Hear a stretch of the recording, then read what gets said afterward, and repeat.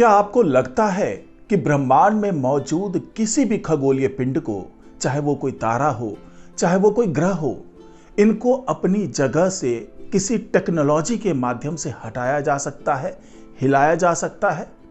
तो अभी तक जो हमारे पास तकनीक मौजूद है उसके आधार पर हर किसी का जवाब यही होगा कि ऐसा संभव नहीं है।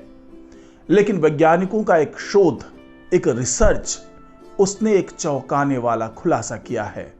उनका दावा है कि आप जब आकाश की ओर देखते हैं, अंतरिक्ष की ओर देखते हैं, तो वहां पर कई बार ऐसा होता है कि कोई तारा बहुत ही तेज गति से एक जगह से दूसरी जगह जाता हुआ दिखाई देता है।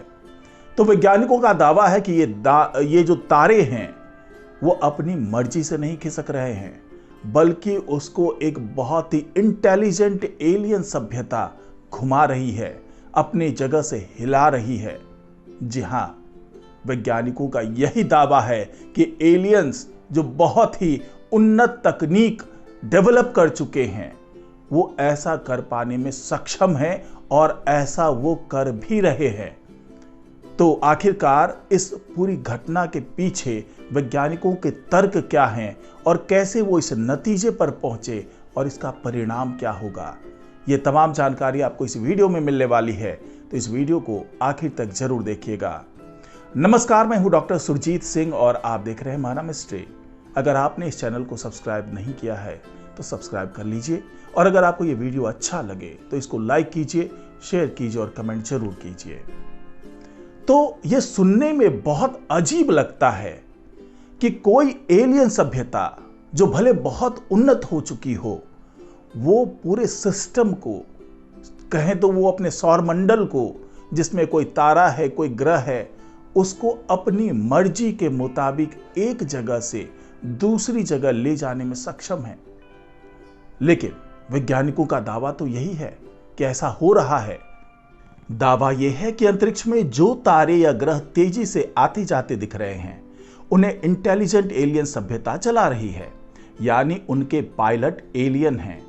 यह दावा किया गया है एक स्टडी में, जिसमें यह भी कहा गया है कि इन एलियंस ने अपने तारों और ग्रहों को ही स्पेस क्राफ्ट में बदल दिया है ताकि अलग एलियन शिप ना बनानी पड़े।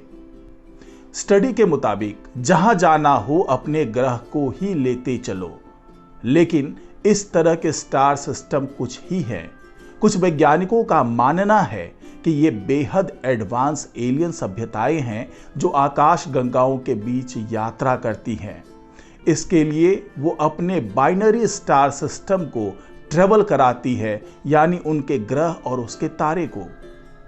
वैज्ञानिकों का यह भी मानना है कि जो सभ्यताएं अंतरिक्ष में बहुत पहले से मौजूद हैं, उन्हें यह प्रेरणा बहुत पहले मिल गई होगी कि उन्हें गैलेक्सियों के बीच यात्रा करनी चाहिए, या वो किसी फट रहे सुपरनोवा से बचने के लिए निकले होंगे, या फिर प्राकृतिक स्रोतों की खोज में निकले होंगे। लेकिन दिक्कत है अंतरिक्ष में दूरी को लेकर। तारों के बीच में, गैलेक्सी के बीच यात्रा करने में काफी ज्यादा दूरी होती है, अधिक समय लगता है। अपना सिस्टम छोड़कर दूसरे सिस्टम में जाने के बजाय एलियन सभ्यताओं ने अपने सिस्टम को ही एक जगह से दूसरी जगह ले जाने का सिस्टम डेवलप कर लिया, जो अपने तारे और ग्रहों को अपने साथ लेकर घूम रहे हैं।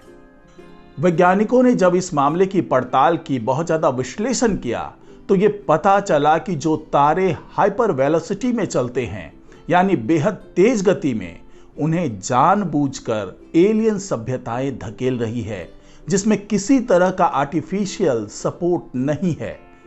इसलिए यह मामला और भी जटिल और गूढ़ हो जाता है। वैज्ञानिकों के मुताबिक एलियंस तारे को स्टेलर इंजन में बदल सकते हैं, जो हजारों मील प्रति सेकंड की गति से यात्रा करने में सक्षम होगा। इसके लिए तारे से निकलने वाली ऊर्जा और विकिरण को नियंत्रित करना होगा। ये प्रक्रिया अंतरिक्ष यात्रियों को पूरी सौर प्रणाली को साथ लेकर जाने में मदद कर सकती है। रिसर्च में यह भी बताया गया कि कुछ बाइनरी स्टार प्रणालियां जैसे स्पाइडर पल्सर और ब्लैक विडो पल्सर इस तरह के स्टेलर इंजन के लिए उपयुक्त हो सकती हैं। इन प्रणालियों में एक तारा अपने साथी तारे को धीरे धीरे नष्ट करता है, जिससे भारी मात्रा में ऊर्जा निकलती है। एलियंस इस ऊर्जा का इस्तेमाल अपनी यात्रा के लिए कर सकते हैं। एलियंस इन तारों की ऊर्जा का उपयोग करके उसकी दिशा और गति को नियंत्रित कर सकते हैं। पल्सरों के समय और कक्षा के कोण में बदलाव करके वे अंतरिक्ष में अपनी यात्रा को सही दिशा में मोड़ सकते हैं। हाल ही में नासा की चंद्रा एक्सरे वेधशाला ने कई स्पाइडर पल्सरों की खोज की है।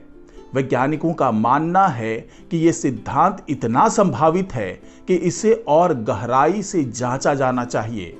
इससे न केवल एलियंस की सभ्यता को समझने में मदद मिलेगी, बल्कि अंतरिक्ष विज्ञान के नए पहलुओं पर भी रोशनी पड़ेगी। वैज्ञानिकों ने इस मामले को पूरी तरीके से समझने के लिए एक मॉडल सिस्टम भी बनाया है, जिसमें कम मास का न्यूट्रॉन स्टार अपने तारे के चारों तरफ चक्कर लगा रहा है। इस मॉडल से ये कॉन्सेप्ट सामने आया कि तारों की यात्रा हो सकती है। ये यात्रा चुंबकीय क्षेत्र का भी फायदा उठाते हुए पूरी की जा सकती है।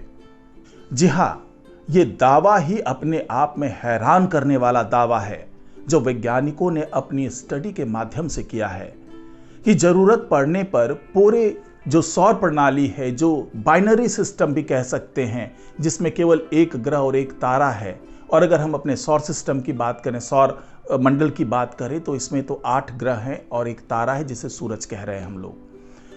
तो क्या किसी भी तरीके से इस पूरी प्रणाली को अपनी जगह से हिलाया जा सकता है?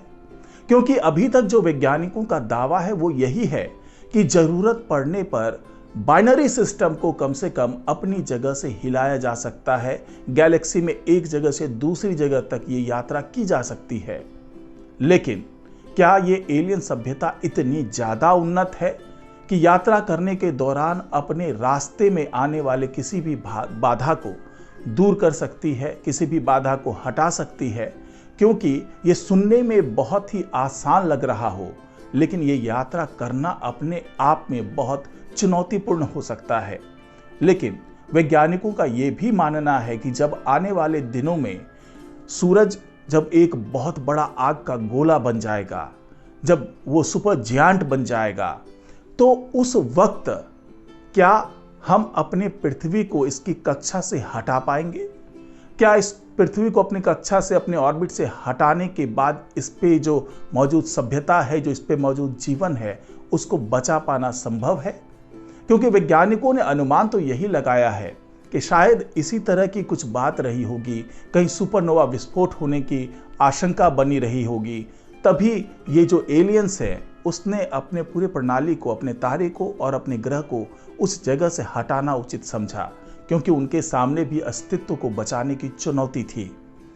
हालांकि यह स्टडी बहुत ही शुरुआती दौर में है और अभी तक इसका कोई पुख्ता प्रमाण नहीं मिला है कि किसी तारे में कोई जो ग्रह है जुड़ा हुआ, जो बाइनरी सिस्टम है, वहाँ पर कोई एलियन सभ्यता है और वो ऐसा कर पाने में सक्षम है। क्योंकि ये अभी तक ये पूरी स्टडी केवल कागजों तक ही सीमित है और इस पर आगे बहुत ज़्यादा शोध किया जाना बाकी है। तो आज की रिपोर्ट में फिलहाल इतना ही। नमस्कार।